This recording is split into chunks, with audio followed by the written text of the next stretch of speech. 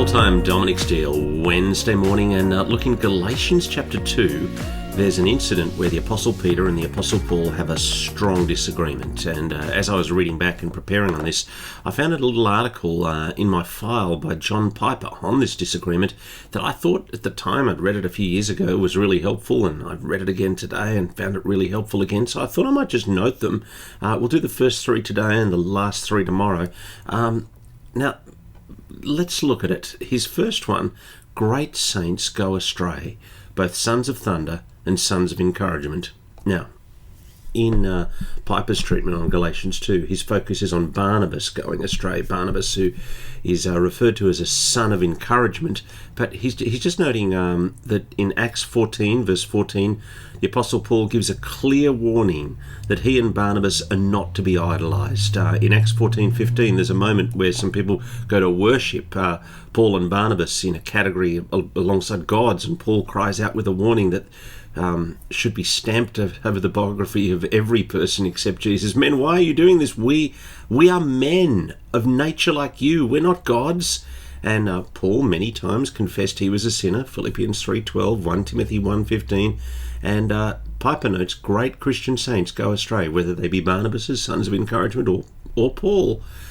People like Paul. He says the biographies of Christian leaders are more valuable if they show us the weaknesses of our heroes as well as their strengths. And Piper rejoices that the Bible is so honest in its portrayal of even its best saints. And so just from that, we should expect our leaders to make mistakes, and we shouldn't be surprised when they do make mistakes, and we shouldn't be surprised when our leaders actually do end up disagreeing on topics. Second point, ministry is made up of many judgment calls, and we will have to learn to disagree on some things without rancor or bitterness or resentment.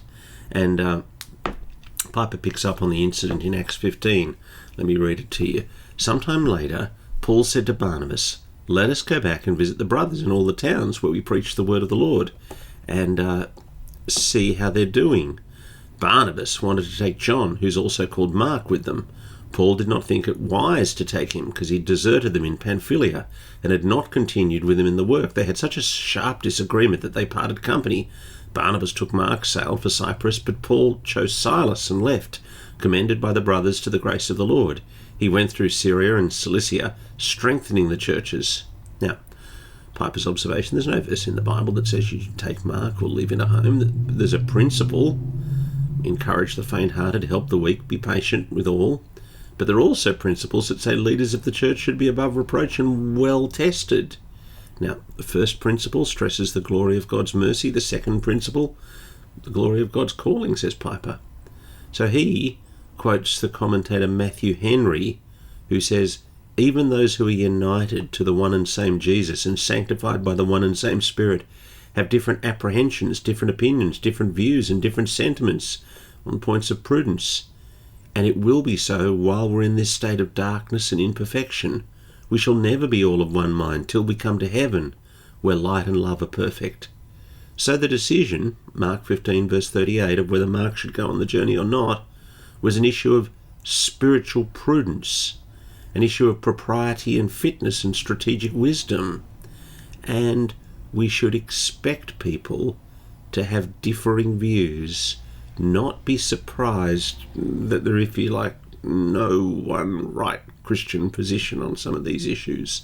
Third point from Piper, every strength has its corresponding weakness, and we're all vulnerable. Piper's view, sons of encouragement like Barnabas are vulnerable to minimizing the importance of truth for the sake of relationships.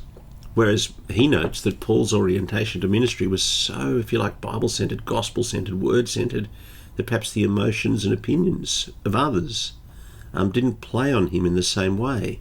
And he picks up that comment of Paul that I highlighted in Galatians 1, highlighted in the sermon on Sunday. Am I now trying to seek the favour of men or of God? Am I trying to please men? If I was still pleasing men, I would not be a servant of Christ. And Piper's note is that kind of disposition probably did not make Paul the same son of encouragement that Barnabas was, but it did keep the gospel pure, for another 100 generations of Gentile believers.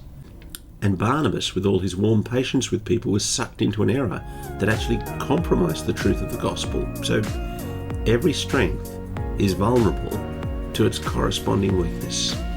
Thanks for joining us on Daily Bible Time this Wednesday morning. We look forward to your company tomorrow morning.